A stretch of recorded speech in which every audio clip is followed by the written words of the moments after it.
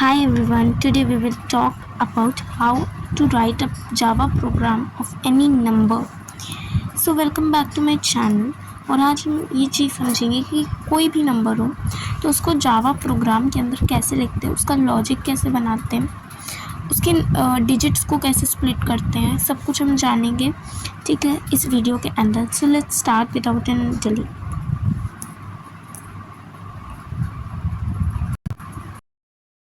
So let's start. Some points kept in writing while writing a program. So कभी भी एक Java program लिखते तो इन कुछ बातों का ध्यान रखना होता है, ठीक है। आपको सबसे पहले क्वेश्चन को रीड करना है और उसको अंडरस्टैंड करना है, what in the terms of understanding, कि आपको उसकी डेफिनेशन को अच्छे से पढ़ना है, क्या क्या फंक्शंस उसमें परफॉर्म हुए। जैसे मान लो उसमें किसी नंबर का स्क्वायर रूट हो रहा है, या मान लो लास्ट की 2 डिजिट्स निकालनी, या फिर मान लो डिजिट्स को स्प्लिट करना है या रिवर्स करना है, ये क्या करना है, वो सब आपको अंडरस्टैंड करना है कि नंबर में ऐसा क्या परफॉर्म करेंगे, ठीक है। उस नंबर की डेफिनेशन को देखना है, नंबर के एग्जाम्पल को देख के अच्छे से समझना है, ठीक है। तो इसमें अंडरस्टैंडिंग के टर्म्स में ये कहना चाहिए, think about the logic first. तो लॉजिक के बारे में सोचोगे कि यार ये नंबर है तो क्या इसमें ऐसे स्क्वायर रूट करेंगे या नंबर को ऐसे डुप्लीकेट करेंगे पहले, फिर उसमें रिवर्स कर, या जो भी लॉजिक होगा, जो मैं आपको कुछ चीज़ें बताऊंगी उस हिसाब से लॉजिक आपका फॉर्म होगा, ठीक है। कैसा लूप लगेगा, क्या लूप लगेगा, सब कुछ आपको प्रोग्राम को करने से पहले ही सोच लेना है। फिर आप वेरिएबल के बारे में सोच सकते हो, ठीक है। अगर कोई वेरिएबल की वैल्यू एक्सपेक्टेड है कि वो पॉइंट में आ जाए तो हम डबल का यूज़ करेंगे, ठीक है। मान लो a is equals to b by mod c, और b बहुत बड़ा नंबर है, ठीक है, या फिर नहीं मतलब डिवाइड बाई, ठीक है। या फिर कोई मान लो फॉर एग्ज़ाम्पल कुछ भी ऐसा है, जैसे कि ज़्यादातर तो ऐसा होता है कि SI, कंपाउंड इंटरेस्ट या सेक्टर, जैसे मनी की चीज़ें होती हैं ना, पॉइंट की वैल्यूज़ आ जाती है, या बहुत बड़ी बड़ी क्वांटिटीज़ होती है तब पॉइंट की वैल्यू आती है। इसमें बहुत कम चांसेस है कि पॉइंट में वैल्यू आए, पर अगर पॉइंट में वैल्यू आए भी तो उसको हमें ज़्यादातर कन्वर्ट करना होता है, अदरवाइज़ आप डबल में इसको लेंगे, ठीक है। सो अब और भी चीज़ों के बारे में जानते हैं। So first is how to split a number. How to split a number. So इस पर मैं पहले भी एक वीडियो डाल चुकी हूँ, फिर भी for the revision we are revising it here. So एक नंबर के अंदर मतलब एक नंबर को कैसे स्प्लिट करते हैं, उसके डिजिट्स को कैसे अलग करते हैं। For example the number is 1 2 3, तो उसके डिजिट्स को ऐसे 1 2 या 3 ऐसे स्प्लिट करना, उसके डिजिट्स को बताना। पर in the terms of computer हमें कोई भी नंबर लिख सकता है। मान लो एक्स में वो 1 2 3 भी हो सकता है, 4 6 7 भी हो सकता है, 8 29 भी हो सकते हैं, any number it can be. So हमें एक ऐसा प्रोग्राम बनाना है, एक ऐसा लॉजिक लगाना है स्प्लिट नंबर करते समय कि वो सभी टाइप के नंबर पे चले, ठीक है। सो सबसे पहले यहाँ पे हमने n को डिक्लेयर किया, इसमें आप वेरिएबल अपने हिसाब से अकॉर्डिंगली रख सकते हो, ठीक है। मैंने एक कॉमन वेरिएबल चूज़ किया जिससे ज़्यादा कन्फ्यूज़न हो, ठीक है। सो हमने क्या किया, यहाँ पे हमने int n दिया, नंबर इनपुटेड बाय यूज़र, मतलब इसकी पार्सिंग होगी सबसे पहले प्रोग्राम के अंदर। यहाँ मैंने पार्सिंग वगैरह कुछ ऐसा कुछ लिखा नहीं है, बस जो इम्पोर्टेंट चीज़ें हैं, मतलब इम्पोर्टेंट तो पार्सिंग भी है बट इम्पोर्टेंट लॉजिक के बारे में बात कर रही हूँ अभी खाली, ठीक है। तो ये नंबर इनपुटेड है यूज़र के द्वारा, वो ये, ठीक है। मान लो ये 123, लेट अस टेक एग्जांपल 123। अब हमें डुप्लीकेट करना, डुप्लीकेशन क्यों करना है, क्योंकि हम जब 1 2 3 के डिजिट्स को वो करेंगे स्प्लिट, तो हम इसमें मॉड और डिवीज़न जैसे परफॉर्म करेंगे फंक्शंस, ठीक है।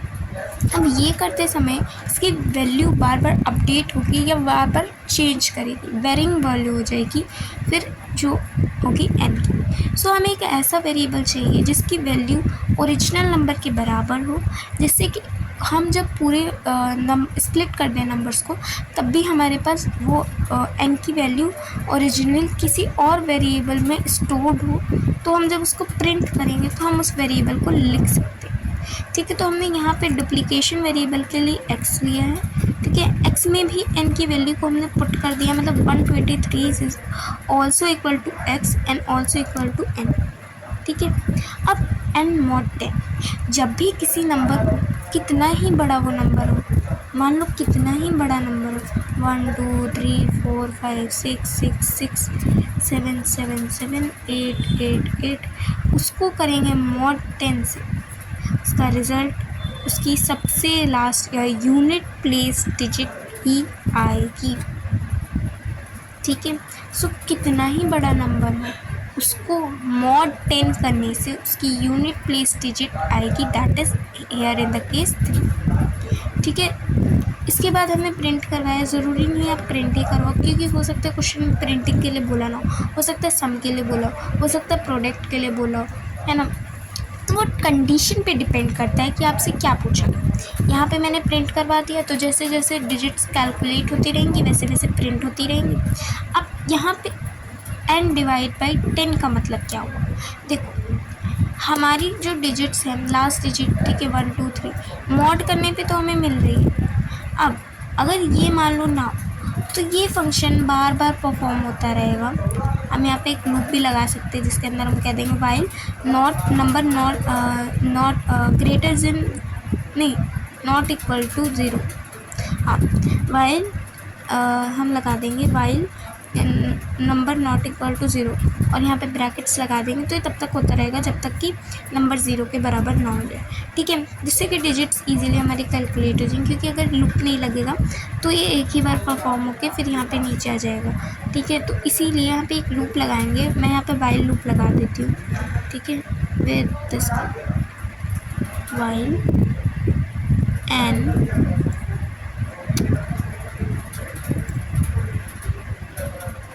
नॉट इक्वल टू 0, जब तक कि नंबर 0 के बराबर नहीं होगा तब तक लूप। मैं इसकी बात कर रही थी ना कि डिवीजन का मतलब क्या हुआ, मान लो ये यहाँ नहीं है, तो आपका ये फंक्शन बार बार परफॉर्म होगा और आपको बार बार एक ही रिजल्ट मिलेगा, दैट इज वाई। क्योंकि हमारी जो वैल्यू है 1 2 3 वो 1 2 3 रहेगी।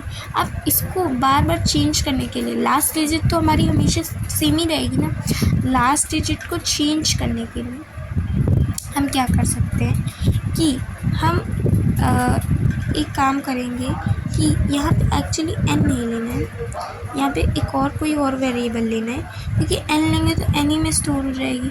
d ले लेते हैं, मतलब या ld ले देते हैं लास्ट डिजिट, ठीक है। हम नंबर को अपडेट करेंगे, नंबर को कैसे अपडेट करेंगे कि हमको, अगर हम n को 10 से डिवाइड कर देते हैं, कितना ही बड़ा नंबर हो, अगर वो 10 से डिवाइडेड है तो उसका यूनिट प्लेस को छोड़ के सारे ही नंबर आपको लिख देना। 1 2 3 को 10 से डिवाइड करने पे आंसर यूनिट डिजिट को छोड़ के आएगा 12, ठीक है, in the case of mod opposite to it, ठीक है। सो यहाँ पे क्या होगा एक बार देख लेते हैं, while n not equal to 0, number जब तक 0 नहीं होगा तब तक परफॉर्म होता रहेगा, जब तक कि, क्योंकि बार बार परफॉर्म होगा। एक ऐसा टाइम भी आएगा कि n 0 mod 10 आ जाएगा। उस कंडीशन में जब भी न्यूमरेटर में 0 आता है तो वो 0 ही कंसीडर होता है, तो उस कंडीशन में 0 के इक्वल हो जाएगा तो वो चल जाएगा। आप यहाँ पे कंसीडर कर लेना वाइल लूप, ठीक है। x n के इक्वल है, मान लो 123 है, ठीक है, नंबर को डिवाइड की मॉड किया है, उससे क्या आएगा last digit, that means 3, print कर देंगे यहाँ 3। नाउ हियर, अब यहाँ पे अपडेट होगा, 3 को छोड़ के 12 आ जाएगा, ठीक है, 12 यहाँ पे आया। अब यहाँ पे वापस होगा, अब 12 के साथ होगा तो unit digit in the case of 12 is 2, सो 2 यहाँ पे आ जाएगा, प्रिंट हो जाएगा। अब यहाँ के केस में हम वापस आ जाएंगे क्योंकि हमें अभी भी, ठीक है, फिर यहाँ पे फिर ये अपडेट होगा और 1 हो जाएगा। अब यहाँ 1 हुआ, 1 को 10 से मॉड करने पे 1 आएगा, तो यहाँ पे 3 2 1 आया, ठीक है। अब यहाँ वापस आएंगे, यहाँ पे हो जाएगा 1, अब 1, ठीक है, अब यहाँ हो जाएगा 0 mod 10, and actually not 1, 0 mod 10 हो जाएगा। अब इस कंडीशन में 0 आ गया ऊपर, और जब 0 ऊपर आ जाता है तो न्यूमरेटर में 0 होता है तो वो इक्वल होता है 0 का। तो हम जब करेंगे वाइल कंडीशन को चेक, तो हमारा ये लूप ब्रेक हो जाएगा और हमारा 3 2 1 प्रिंट होके आ जाएगा। सो आई होप आपको ये तो समझ आ गया होगा कि कैसे स्प्लिट करते हैं एक नंबर को। Next moving to what, how to count the digits. कई बार बोलते हैं कि कई बार बोलते हैं कि लास्ट की 2 डिजिट या लास्ट की 5 डिजिट, वो सब निकालना भी मैं बताऊँगी कैसे निकालते हैं, ठीक है। या फिर बोल देते हैं कि यार वो डिजिट का सम इक्वल होना चाहिए, ठीक है। तो स्प्लिटिंग तो डिजिट आ गई, पर काउंट कैसे करेंगे डिजिट को, क्योंकि डिजिट्स काउंटिंग से ये भी एक होता है, ठीक है। मैंने एक वो प्रोग्राम करवाया था, उसमें भी डिजिट काउंटिंग का बहुत ही इंपॉर्टेंट रोल था। So let's start how to count a digit. So यहाँ पे सी लिया है for the counting the digits. ये हमारा लूप है जिसके अंदर आई, मान लो 123 एग्जाम्पल है। सो आई है 123 क्योंकि नम है the number inputted by user. So 123 I के इक्वल है, ठीक है। I is greater than 0। ये प्रोग्राम तब तक चलता रहेगा जब तक कि ये जो नंबर है वो 0 के बराबर ना हो जाए, ठीक है। आई मोर 10, आपको कुछ याद आ रहा है इसको देख के, है ना। C++ यहाँ पे प्रिंट किया आई की वैल्यू, ये चीज़ मैं बाद में बताऊँगी, ठीक है। एक सेकेंड, यहाँ पे I D is equals to SOPLN से पहले एक चीज़ होगी, that is 1 second, let me update. So I updated it, ठीक है। तो यहाँ पे आपको मॉड दिख रहा है, यहाँ पे ये दिख रहा है, आपको पता है लूप कैसे चलता है, फॉर लूप। पहले यहाँ पे इनिशियलाइजेशन क्या आएगा, फिर टेस्ट एक्सप्रेशन, फिर बॉडी ऑफ लूप, और फिर यहाँ आएगा। तो आपको नहीं लग रहा कि यहाँ पे स्प्लिट हो रहे नंबर्स, यस यहाँ स्प्लिट हो रहे। अब जब स्प्लिट करेगा नंबर तो हर बार उतनी ही बार लूप चलेगा, मतलब एक बार लूप चला, एक नंबर स्प्लिट हुआ, एक डिजिट अलग हो गई। 2 बार लूप चला तो 2 डिजिट्स स्प्लिट हो गई। 3 बार लूप चला तो 3 बार। तो सी की वैल्यू 0, तो सी की वैल्यू भी अपडेट होती रहेगी 1 2 3, और एट दी एंड जो भी इसकी वैल्यू आएगी वो नंबर ऑफ डिजिट है, ठीक है। अब यहाँ पे लिखा है सम। अब ये चीज़ बताइए कि ज़रूरी नहीं है, हर क्वेश्चन अलग अलग होता है, कई बार सम पूछ लिया जाता है। तो सम लेने पे आपको क्या करना है, सम प्लस सिंपली जो भी आपकी डिजिट्स रहेंगी उसमें प्लस कर देना है, ठीक है। सम प्लस आई, और सम की वैल्यू को इनिशियलाइज करना है 0 के ऊपर, क्योंकि कभी भी आपको सम परफॉर्म करना होता है तो जो सम का वेरिएबल होता है उसको 0 के इक्वल इनिशियलाइज करते हैं, ठीक है। और प्रोडक्ट के मतलब मल्टीप्लिकेशन के लिए जो वेरिएबल होता है उसको 1 के इक्वल इनिशियलाइज करते हैं। सो क्या कह रही थी मैं कि यहाँ पे तो आपको समझ ही आया होगा कि कैसे डिफरेंस प्लेस के डिजिट्स को कैसे फाइंड करते हैं। जैसे 1 2 3 था तो हमको फाइंड करना था 3 या 2 3 फाइंड करना, पर आपको नहीं पता कि एक्स में 1 2 3 है। तो उस कंडीशन में आपको सबसे पहले तो ये सेम लूप चलाना है जिसके अंदर हम सिलेक्ट करेंगे नंबर्स को। अब यहाँ पे नंबर की काउंटिंग भी हो रही तो 10 टू द पावर c में लगा देंगे। अब ये math डॉट पावर का एक फंक्शन है जिसमें a और b आर्ग्यूमेंट चाहिए होती है, 2 आर्ग्यूमेंट होती है। a is the base in the exponential form, a is the base and b is the power. So अगर 10 की पावर c है, मान लो c 3 आ रहा है तो 10 टू द पावर 3 इज़ 1000, है ना। 1000 हो जाएगा। तो अगर कोई नंबर है और उसको मॉड कर रहे हैं 1000 से, सो वो लास्ट की 3 डिजिट्स देगा, मतलब जितने ज़ीरो उतनी लास्ट की डिजिट्स, ठीक है। तो लास्ट की 2 ज़ीरो तो लास्ट की 2 डिजिट्स, अगर लास्ट के 4 ज़ीरो तो 4 digits. Okay, so I hope this is much is clear. Next was I was telling about the yes. यहाँ पे तो हमने ऐसे बात कर ली कि मान लो कोई नंबर है और ओरिजिनल नंबर है तो उसको बोला गया कि उसकी जो मतलब वो लास्ट डिजिट्स में कंटेंट है, इसका ऐसे प्रोडक्ट या उसका सम कुछ करके फंक्शन जो भी परफॉर्म किया उसके बाद उसकी लास्ट डिजिट्स में कंटेंट है, उस कंडीशन में मैंने आपको बताया। बट अगर मान लो उसका 10th या second place last digit place मांग लिया या सेकेंड डिजिट्स मांग ली गई, 2 डिजिट्स या 3 डिजिट्स मांग ली गई, तो उस कंडीशन में क्या करेंगे हम? उस कंडीशन में सिंपली आपको एक चीज़ करनी है, ठीक है। आपको क्या करना है, बस mod any 10 to the power c, मतलब क्या कि आपको उस 10 टू द पावर c को एक्सप्रेस करके लिखना है। अगर 2 डिजिट्स पूछी गई हैं तो 10 टू द पावर मॉड 100, अगर 4 हैं तो 10 टू द मॉड 1000, अगर 10,000, और अगर 5 हैं तो 10 to the power 10 1 lakh. Okay, तो डिपेंड करता है कि कितनी डिजिट्स आपको लास्ट से चाहिए। सो आपको बस ज़ीरो का नंबर काउंटिंग ध्यान रखनी है, जितने ज़ीरो उतनी लास्ट की डिजिट्स, जितने ज़ीरो उतनी लास्ट की digits. Now next we are going to study about कि आपसे एक केस पूछ लिया गया कि if 2 digit dash number, then write a program to check whether it is a 2 digit या 3 digit या any digit dash number। Okay, तो इस टाइप क्वेश्चन में क्या करना है, आपको सेम लूप परफॉर्म करना है। ठीक है, इसमें डिजिट्स की काउंटिंग हो रही है, डिजिट्स की काउंटिंग करनी है। अब इसको चेक करना है कंडीशन के अंदर कि if c is equals to 2, then it is a 2-digit number, otherwise it is not a 2-digit number। ये 3 digit जितना भी आ रहा है, जितनी भी डिजिट्स बोली गई हैं उस हिसाब से करना है। अब एक और चीज़ है, 1 second. So I was discussing about counting the digits from the last, है ना, कि लास्ट से कोई कितनी डिजिट्स आपको कितनी निकालनी है वो देखना था। तो एक तो हमने कंडीशन बता दी कि एक हम सी को कैलकुलेट करके सी की वैल्यू को ढूंढ के लूप के द्वारा हम कर सकते हैं। स्प्लिट किया, सी की वैल्यू है, सी को कंपेयर किया कि ये 2 है 3 है या जितना भी। ठीक है, दूसरा आता है कि मान लो 2 डिजिट है, तो आपको पता है 2 डिजिट्स कहाँ से शुरू होती हैं, ये शुरू होती हैं तो 9 से ग्रेटर होनी चाहिए, है ना, 9 से ग्रेटर होनी चाहिए, मान लो n है। ठीक है, एंड क्या होनी चाहिए, 100 से छोटी होनी चाहिए, तभी होंगी। तो इस टाइप की कंडीशन को भी आप लगा सकते हो, ज़रूरी नहीं है वो सी से ही कैलकुलेट करें, आप इस टाइप की कंडीशंस को भी अप्लाई कर सकते हो।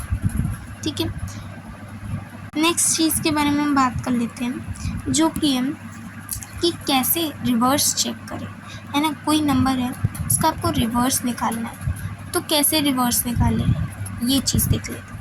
आपको क्या करना है, पहली बात तो स्प्लिट करनी है डिजिट्स को। ठीक है, स्प्लिट करना है डिजिट्स को। ठीक है, डिजिट्स को स्प्लिट करना है। उसके बाद आपको एक चीज़ परफॉर्म करनी, मान लो मैं रिवर्स को रेव ले रही हूँ। ठीक है, सिमिलर होगा, बस जहाँ पे सम ले रहे थे उसकी जगह यहाँ लेंगे। ठीक है, so 10 into, okay, 10 into rev into 10। ठीक है, रेव मतलब रेव की वैल्यू हम इनिशियलाइज करेंगे 0 मॉड प्लस आई। ठीक है, प्लस डी मान लेते हैं। ठीक है, डी क्या है, कोई भी लास्ट डिजिट जिसको हम बार बार करके निकाल रहे हैं, मतलब last digit in different conditions. ठीक है, क्योंकि ये लूप की वजह से बार बार परफॉर्म होगा, तो अल्टीमेटली जब लूप ख़त्म होगा तो आपको रिवर्स मिल जाएगा। Let us take one example. ठीक है, एग्जांपल लेते हैं, 1 सेकेंड। ठीक है, मान लो स्प्लिट किया 1 2 3 को। ठीक है, हम पूरा नहीं परफॉर्म करेंगे, तो पहले 3 आया, रेफ की वैल्यू 0 है, तो 0 plus 0 multiply by anything gives 0, 0 plus 3 gives 3। ठीक है, तो अब रेफ की वैल्यू 3 हो गई। अब दूसरी बार लूप चलेगा तो 2 आएगा, है ना, तो 3 इंटू 10 प्लस 2 32, है ना, 32 आएगा। अब रेफ की वैल्यू 32 है, याद रखिएगा। ठीक है, अब रेफ की वैल्यू 32 है, तो 1 सेकेंड,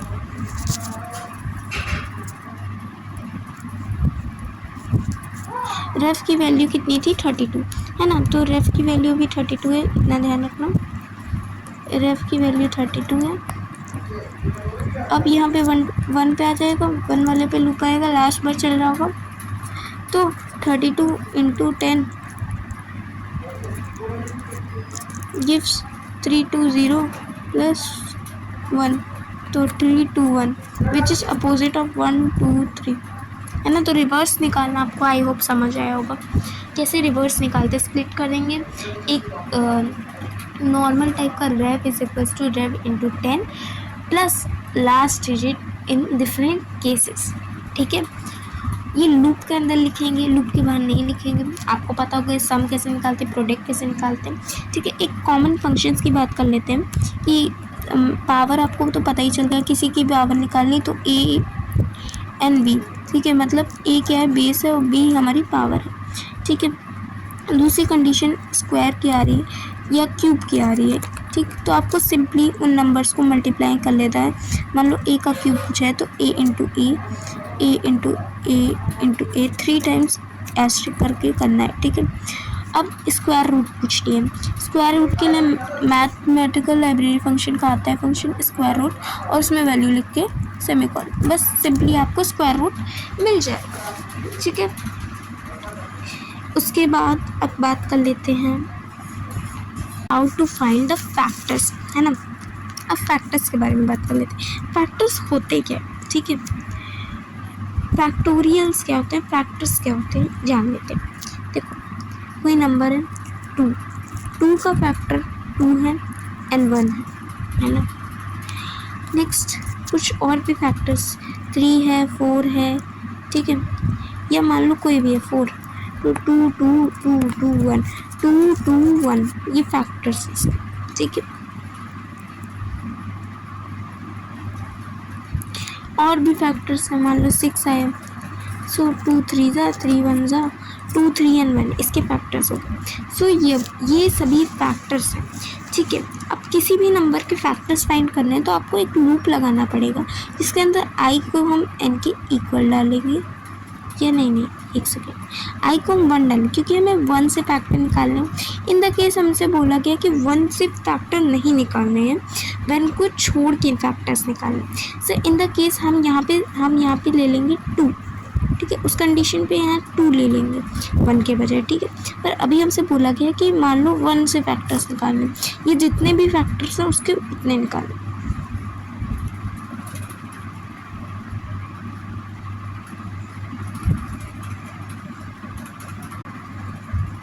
ठीक है, so in that case what we will do, INT लगा, और इसको तब तक चलाना है जब तक कि उस नंबर के सारे फैक्टर्स नहीं निकले। तो ऑफ कोर्स इसके सारे ही फैक्टर्स इससे छोटे होंगे, मतलब कि अगर 2 है तो 2 का फैक्टर 1 एंड 2 है। ऐसा तो नहीं है कि 5 है, ऐसा तो नहीं है 6 है। सो ऑफ कोर्स सी बात है कि इसका फैक्टर भी नंबर से छोटे होंगे। सो आई को हम रख देंगे n की, या इक्वल होंगे, क्योंकि 2 भी हो सकते हैं। So I is less than equal to n and then I plus plus. अब इस कंडीशन में हमारे हर टाइम अलग अलग वो, अब यहाँ पे SOPL लगा के हम फैक्टर्स को लिख सकते हैं। ठीक है, आई लगा के लिख देंगे फैक्टर्स। ठीक है, इस कंडीशन में बार बार हमारे फैक्टर्स कैलकुलेट होंगे फ्रॉम 1 to 12, जितने भी फैक्टर्स हैं। इन द केस आपको खाली 1 to फ्रॉम मतलब 12 को छोड़ के फैक्टर्स चाहिए। सो ये इक्वल टू के साइन को स्किप कर देंगे तो 12 नहीं आएगा, क्योंकि आई लेस देन n, मतलब आई छोटा है 12 से, है ना। एंड अगर आपको 1 नहीं चाहिए, क्योंकि कई कंडीशंस में 1 नहीं लेते, तो उस कंडीशन में आपको यहाँ पे 2 ले लेना। ठीक है, I hope so this much is clear.